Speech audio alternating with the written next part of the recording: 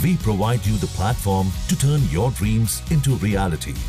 Give wings to your aspirations with KR Mangalam University.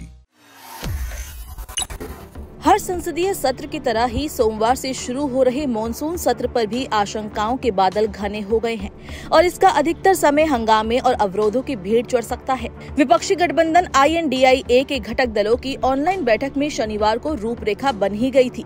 रविवार को सर्वदलीय बैठक में भी विपक्षी दलों के नेताओं, खासतौर पर कांग्रेस की ओर से स्पष्ट कर दिया गया कि ऑपरेशन सिंदूर, अमेरिकी राष्ट्रपति के दखल के दावे और बयान से लेकर बिहार में मतदाता सूची सघन पुनरीक्षण और मणिपुर जैसे मुद्दों पर प्रधानमंत्री नरेंद्र मोदी से ही जवाब चाहिए। स्पष्ट है माहौल क्या होगा। इधर सरकार की ओर से कह दिया गया है कि वो हर मुद्दे पर चर्चा के लिए तैयार है, लेकिन नियम और परंपराओं के अनुसार। केंद्र सरकार इस मॉनसून सत्र में कुल 8 नए विधेयक पेश कर सकती है। इनमें भू विरासत स्थलों और भू अवशेषों के संरक्षण और सुरक्षा से संबंधित एक विधेयक शामिल है। इसके अलावा राष्ट्रीय खेल प्रशासन विधेयक, भू विरासत स्थल और भू अवशेषण संरक्षण और रखरखाव विधेयक, खान और खनिज विकास और विनियमन संशोधन विधेयक और राष्ट्रीय डोपिंग रोधी संशोधन विधेयक संसद में पेश किया जा सकता है। ऑपरेशन सिंदूर के बाद ये संसद का पहला सत्र है। ऐसे में विपक्ष ये मुद्दा जोर शोर से उठाएगा।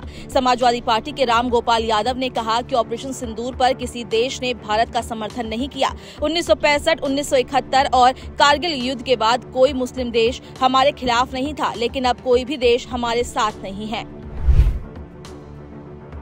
भारत पाकिस्तान के बीच संघर्ष विराम कराने के डोनाल्ड ट्रंप के दावे पर विपक्ष मुखर रहेगा। गौरव गोगोई ने कहा कि घटनाक्रम को लेकर प्रधानमंत्री नरेंद्र मोदी द्वारा प्रकाश डालना जरूरी है, क्योंकि जो बयान अमेरिका के राष्ट्रपति की ओर से आ रहे हैं वे भारत की गरिमा, सैन्य के शौर्य पर सवाल उठाते हैं। अमेरिका के राष्ट्रपति को उत्तर सिर्फ PM मोदी ही दे सकते हैं।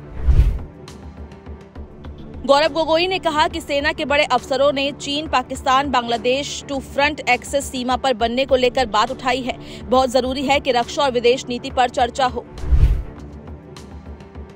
विपक्ष का कहना है कि बिहार में लोकतंत्र खतरे में है, क्योंकि विशेष मतदाता पुनरीक्षण के जरिए करोड़ों लोगों को मताधिकार से वंचित किया जा रहा है। विपक्ष के अनुसार बिहार में मतदाता सूची सघन पुनरीक्षण को लेकर सवाल उठ रहे हैं। निर्वाचन आयोग विभिन्न दलों से बात करने में कतरा रहा है। हर नागरिक को वोट देने का अधिकार है, इसलिए सरकार का मुखिया होने के नाते PM का कर्तव्य बनता है कि वो सरकार का पक्ष सदन के अंदर रखें।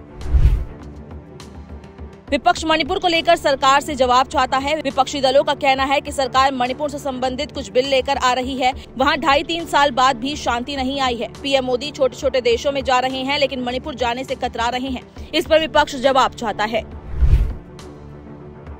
कांग्रेस ने कहा है कि वो संसद सत्र में जम्मू कश्मीर को पूर्ण राज्य का दर्जा बहाल करने की मांग भी उठाएगी। पार्टी महासचिव KC वेणुगोपाल ने X पर पोस्ट किया, INDIA मांग करेगा कि जम्मू कश्मीर को पूर्ण राज्य का दर्जा तुरंत बहाल किया जाए। ये तमाशा अब और नहीं चल सकता। आपको बता दें कि संसद का मॉनसून सत्र 21 जुलाई से शुरू होगा और 21 अगस्त तक दोनों सदनों की कुल 21 बैठकें होंगी।